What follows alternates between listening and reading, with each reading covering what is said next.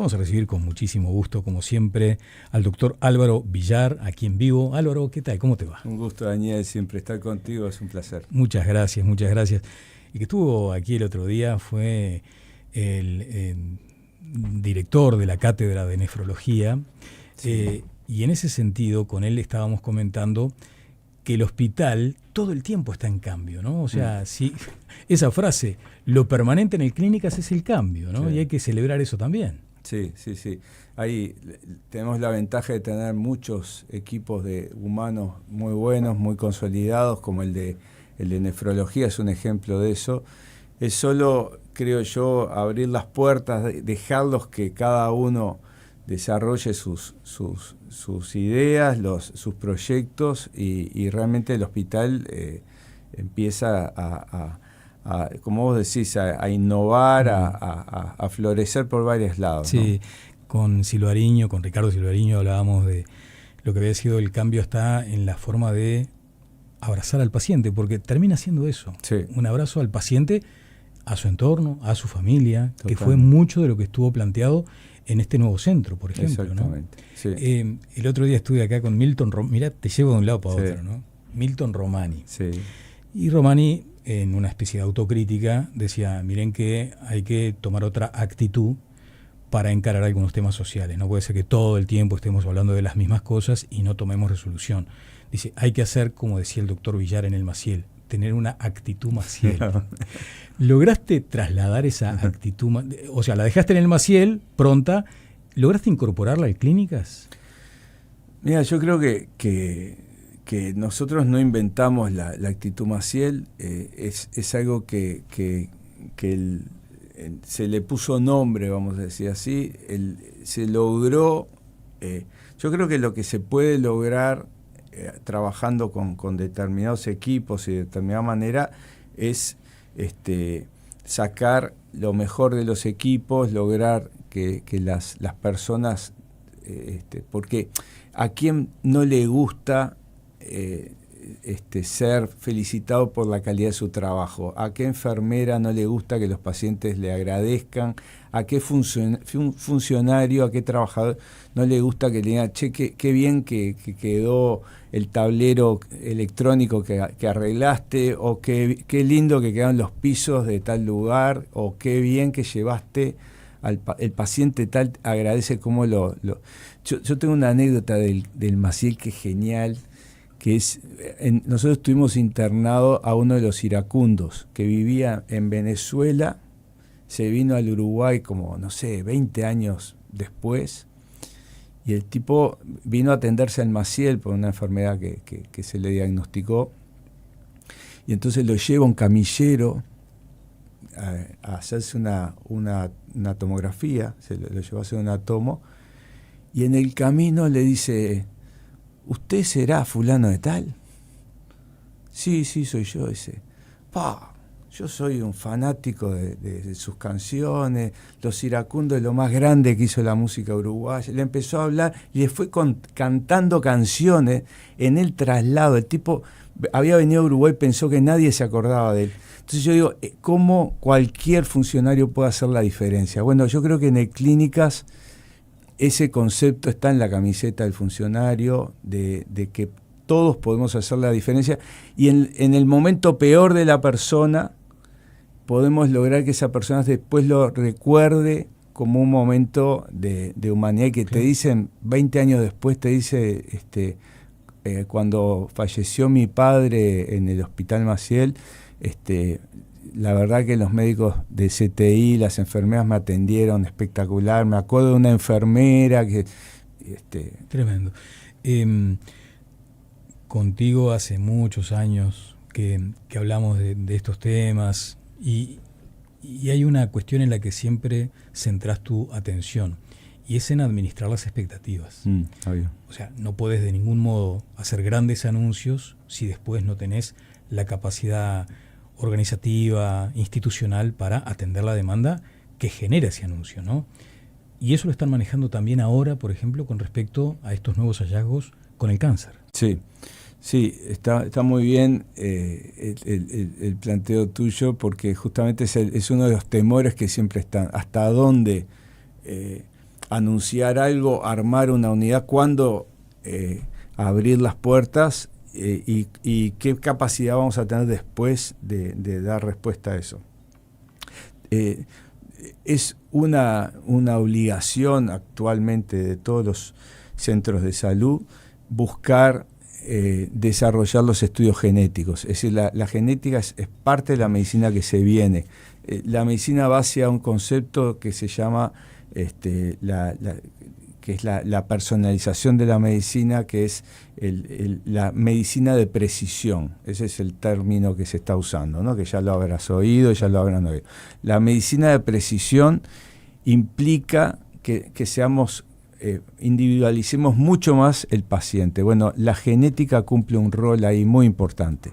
Hay una unidad que viene trabajando desde el 2000, hace ya 26 años, en ese sentido, y nos pareció que este era un momento de acelerar un poco más, de abrir más esa oficina, esa unidad al público, y también concretar un planteo que ha hecho el Fondo Nacional de Recursos y la ministra de Salud Pública, que dijo: yo voy a garantizar la equidad de acceso a los estudios genéticos.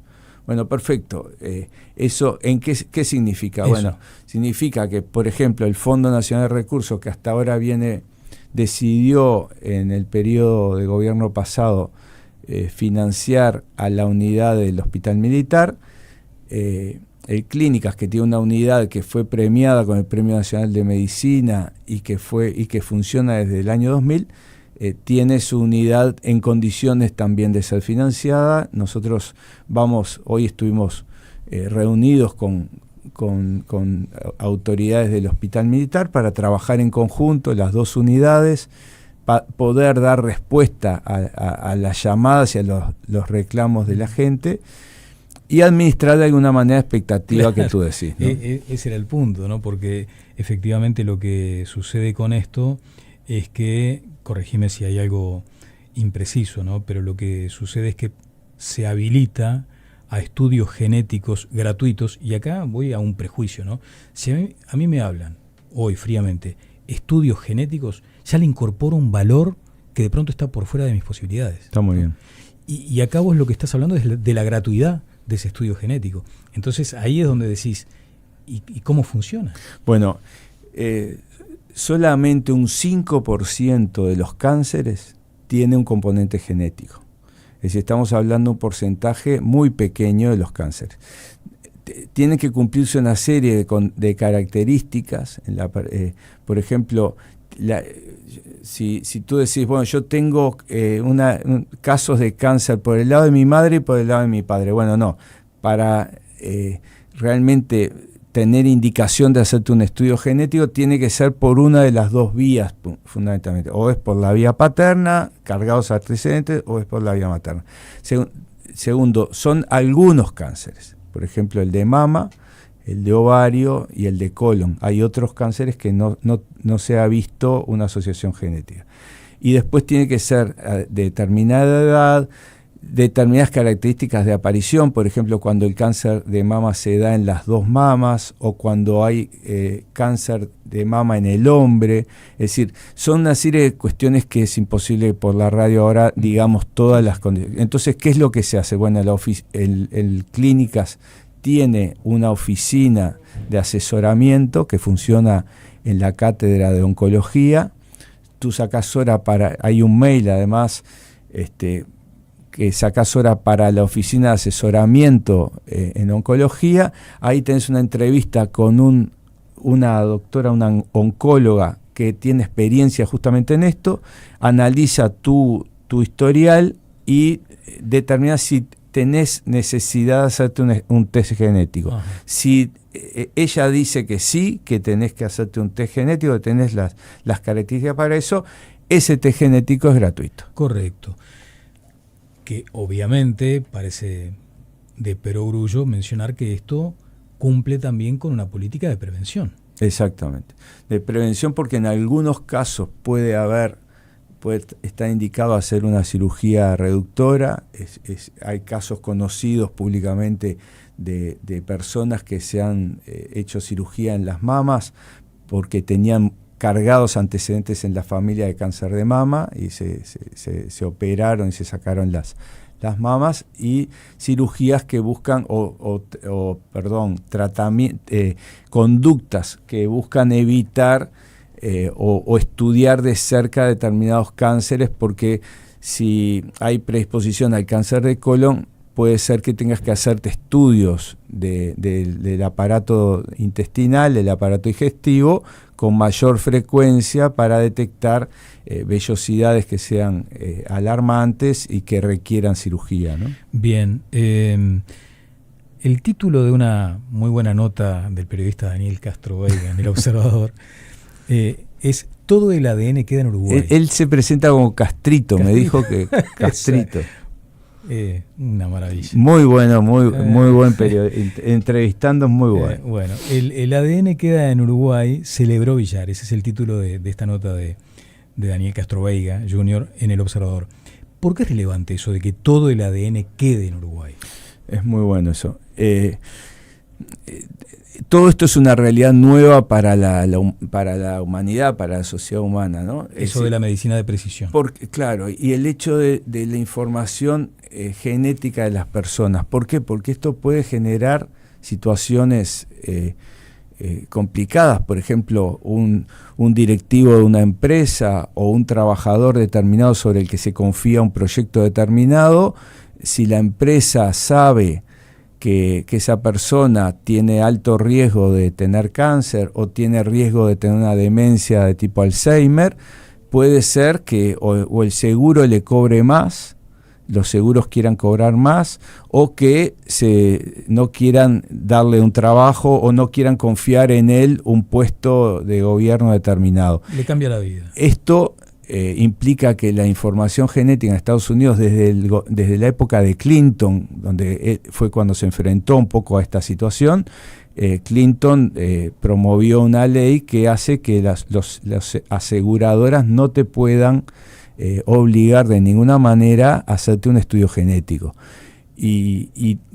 A partir de ahí se han ido generando todas unas leyes de protección del material genético que hace que sea muy importante para un país y para una sociedad garantizar que sus ciudadanos puedan estudiarse en su país y se pueda de alguna manera guardar o garantizar la privacidad de esa información. Suponete que tú vas a hacerte un estudio, te da un resultado, tienen la obligación de preguntarte si tú querés hacer algo con esa información, porque tal vez no querés ni siquiera que se conozca a nivel familiar, si querés guardar determinada privacidad. Entonces, los datos deben ser privados. Debería quedar en el Uruguay para mantener ese manejo sobre esa información. Y segundo, la gran ventaja de esto es que nosotros tenemos a una profesional, una ingeniera que se llama Lucía Spangenberg, que ha dirigido una investigación genética junto con un equipo de toda la población uruguaya, determinado qué porcentaje del material genético es de origen indígena, qué porcentaje viene de África, qué porcentaje viene de Europa, determinados grupos dentro de esa distribución, y entonces hay variaciones que si mañana yo me hago un estudio y me encuentran una variación determinada en mi ADN, me dicen, bueno, no te preocupes porque eso es normal en la población uruguaya, tal vez es patológico que aparezca esto en un estudio hecho en Francia o un estudio hecho en Estados Unidos, pero acá en Uruguay, comparándolo con la base de datos uruguaya, es dentro de las variaciones normales, ¿no? Bueno, podríamos seguir largo y tendido, Álvaro, pero ya tendremos una nueva oportunidad, se nos acaba el tiempo. El Hospital de Clínicas es, en esencia, por supuesto, todos lo conocemos, un centro universitario de formación de médicos. Se ha transformado con el paso del tiempo también en un centro de innovación, de tecnología, de ciencia aplicada, de la esencia de la ciencia. Acabas de describir eso, ¿no? El centro de la curiosidad científica está manifestado en el Clínicas a través de estos estudios. E incorporando, imagino, inteligencia artificial. Exacto. Contame ahí en una frasecita de corte, simplemente. Primero, la sociedad le tiene que exigir eso al Clínicas.